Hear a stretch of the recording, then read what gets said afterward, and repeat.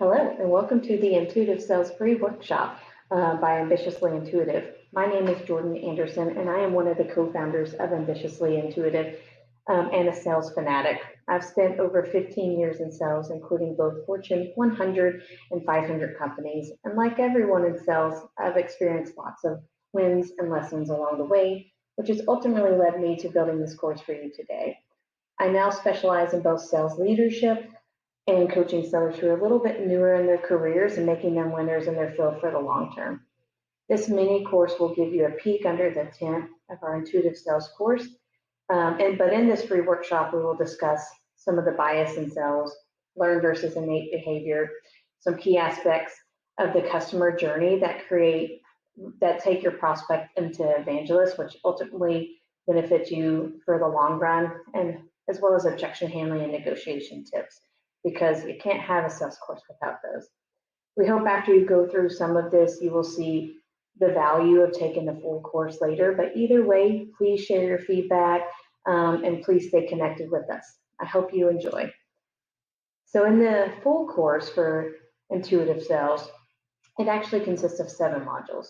Going a little deeper into the bias of sales from what we go today, we then jump into some seller self-awareness, as well as the social awareness by methodologies. These are sales methodologies that are practiced every single day for sellers, and we cater to more of the most popular ones like Medic and Sandler. And then we go through the customer journey and what that means to take someone who is a prospect to an evangelist, because that ultimately will help your business in the long run. And then, of course, we will go through objection handling, negotiation, and then end with bonus tips and tricks, more for today's sales, such as social selling, as that's getting more and more popular today. But in the workshop today, we've narrowed it down to 5 topics that we'll go through in a little bit more brief detail. Again, going through the bias of sales, then we'll walk through innate and learned behavior that you can employ in your sales career today. Following that, we will go over some key aspects of the customer journey, and then we'll end with, of course, the objection handling and negotiation. All right, so let's jump into it. And we'll start with talking about the bias of sales, because we all have it, whether you want to believe it or not. We have this bias of sellers today, and I'm sure you've heard of it, where someone comes off like the car salesman, or sellers are so afraid of becoming like the Wolf of Wall Street character. And what I see when people have that bias within them as a seller is they tend to overcorrect themselves, and they fall actually on the more passive side. No one, of course, wants you to be aggressive. I never coach a seller to be aggressive. So one thing you want to know starting today is that you don't have to be the Wolf of Wall Street. You don't have to be that dirty car salesman. I really hate that saying. But ultimately, you want to walk the line of assertiveness so that you don't just get railroaded. Because if you continue to be passive because of this bias that you already have about sellers in you, then you're going to come off way too passive and then not be able to accomplish the things that you want to accomplish in a sale. Again, this is where you really want to lean towards walking the line of assertiveness, which we'll go through that in more detail in the larger course, where we talk about passive as well as being right in the middle, which is walking the line of assertiveness, to those who sometimes do go to more of the aggressive side. But another aspect of managing this is also having some social self-awareness, social awareness as well as self-awareness, which will help you ask yourself, can you manage relationships without being neither passive or assertive? Can you understand their needs first off?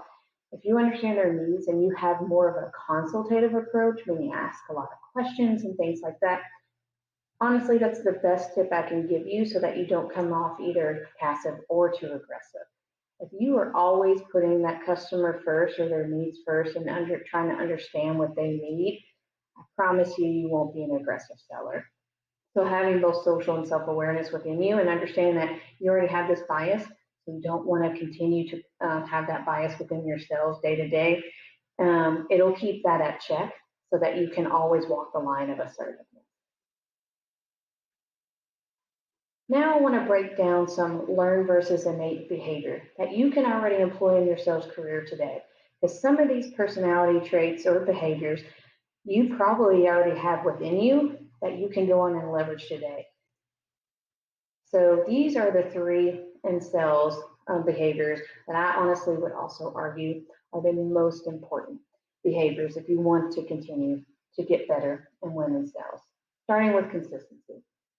Consistency is so key. If you ask anybody that I've ever coached in sales, as well as myself, I continue to coach to consistency, putting it forefront to everything that sellers do. Because honestly, it's important in anything in life, whether we like it or not. I mean, if you want to lose weight, you can't just have or eat right 3 days out of the week, right? Or just for a couple of weeks at a time. You have to be consistent. So if you want to win a deal, you have to be consistent about your approach, your touches, your pitch. So when we think about your touches, for instance, that's probably the most easiest to think about. When I say touches, I mean, how often are you contacting the people that are in your pipeline or your prospects? If you're not consistently following up and you just leave them to the wayside for a month or two, they're going to forget about you and ultimately the competition is going to come in, right? So you want to keep consistency. And when it comes to thinking about your pitch, when I say be consistent about your pitch, I do not mean to be a robot. I just mean if you know that you need to uncover objections or that you need to have firm next steps in every single meeting that you have with a prospect, then do that every single meeting you have with a prospect. Don't leave without uncovering your next step. And then sellers who are successful are also ones that listen to understand versus respond. I want you to say that again. Listen to understand versus listening to respond. We're always, all of us, we're very quick to just want to respond, right? We're always thinking of the next thing to say. But no one cares how much you know, by the way. I cannot repeat this enough. We all love to talk about ourselves and our business, but remember that when you're thinking about who you're talking to. They want to talk about their business. They don't want to just talk about you. So ask thoughtful questions so that you can get them to respond, but when you're getting that response, let them talk. And let them talk so that you're curious and you're listening, and then you can repeat back what they said to you. And then last, being coachable. It's definitely not the least. Always be coachable. It's very important because if you have the work ethic and accountability and you combine that with the ability to handle constructive criticism, you'll be unstoppable in any career. This includes learning from even your peers. Some of the sellers I work with today, and honestly the best sellers I work with today, have a very good rhythm and routine to not only get feedback from their managers and leaders, but get feedback from their peers. They'll even take time to go in meetings with their peers so they can hear language they're using and techniques they're using, and that way they can learn some stuff too. So again, never stop learning and seeking feedback. All right, so one way to know which traits you have versus what are going to be more learned for you is also just understanding your personality in general. So you can do this by taking this DISC assessment to understand your personality. And in this DISC assessment, you'll see ranges of where you can fall into. As you see here, the left side are more results-driven and task-oriented people. It's not me, by the way, but these people tend to be coders or doctors, things like that. Of course, they're going to be more compliant and cautious. We hope that they are, right? And then you have on the right side, you have more of the people-oriented folks that are influential, friendly, optimistic. Honestly, you could say sellers tend to fall in that side of the spectrum, or even psychologists, because they are more patient, sincere. But where you can see this and actually take this assessment for yourself is Crystal Knows is one of the good sites to do that on, as you see in the bottom left-hand corner.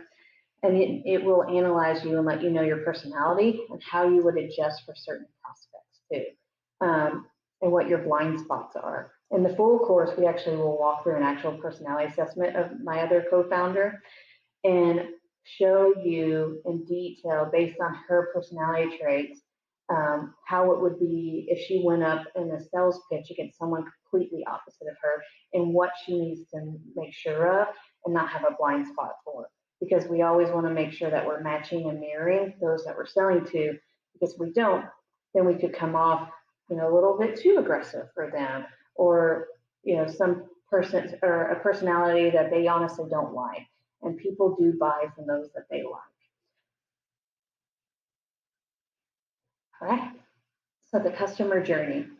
It's very important to discuss this topic and nailing down your own customer journey. Hopefully your company that you work for has a customer journey outline, but this is impactful because it takes your prospects to an evangelist, meaning those people who are going to be rooting for you, who are going to be people that you turn to get referrals and testimonials that ultimately continue to get you deals later down the line. Because it just doesn't stop with the sale. So starting with the customer journey and taking someone from a prospect to an evangelist. There are 3 stages to always consider that you're going to go through, especially as a seller. The first is starting with the top of funnel. This is usually the seller's least favorite, as it's throw this away from the money, of course. But the top of funnel refers to the activities that you all will lay out to create awareness about your brand, product, whatever you're selling.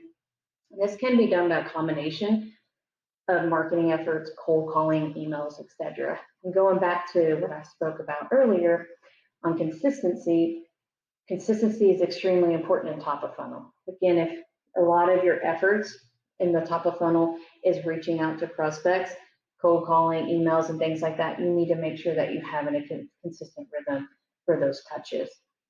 And then going into the bottom of funnel, that's where you want all your leads to be.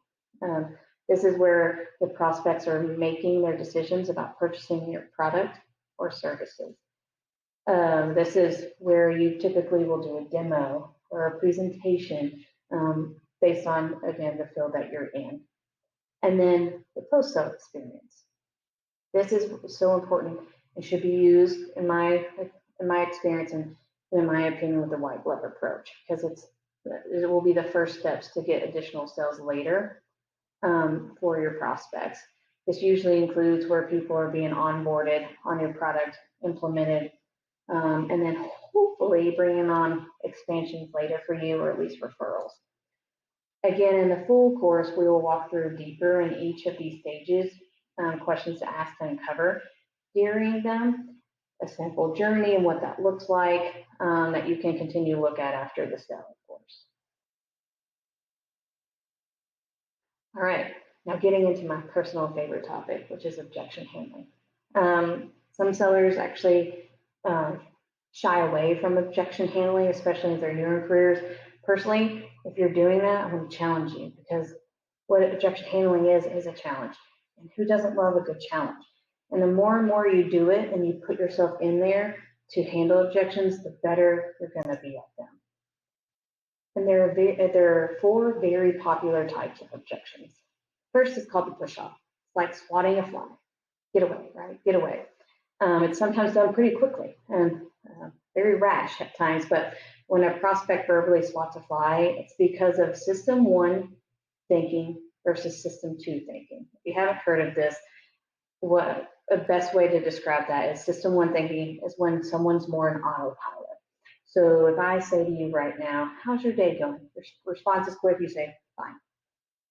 System 2 thinking is when you think a little bit more critically and more engaged.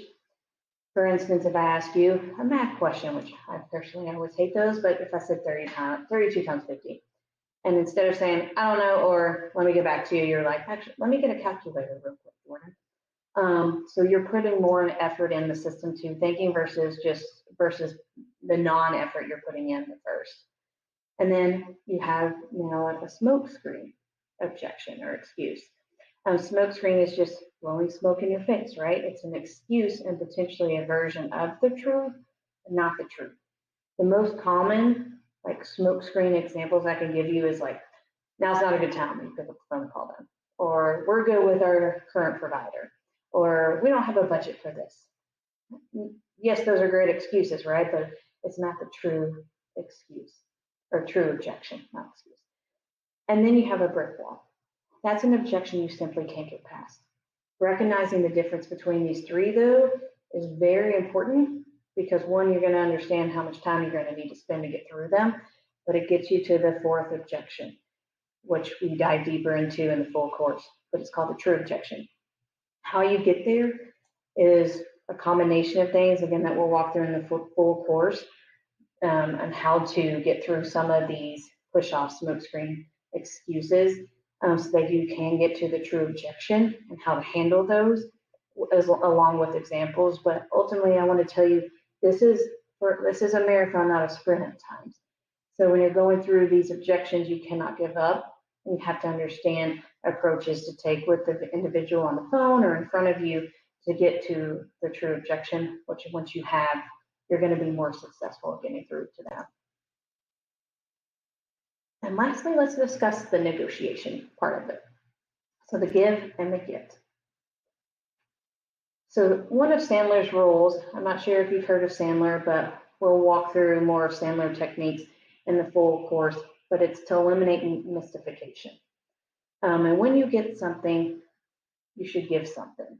And that ultimately is because sales is a mutual playing field. And again, we want to eliminate mutual mystification within our mutual playing field. And if a prospect, for instance, gives you information, what can you give them then in return? Again, a give and a get. A prime example of this is when giving an upfront contract, for instance, to a prospect. You set the agenda, you let them know what you're going to go over, you spend all this time making sure that you've presented exactly their needs, even the time requirement. Ultimately, afterwards, you want to make sure that they say that, or they agree that, yes, that is appropriate time, they have time to speak to you, and things like that. Another example you'll see here in the give and the get, especially when it comes to bottom of funnel, because a lot of these give and gets can actually come up in the different stages of the funnel.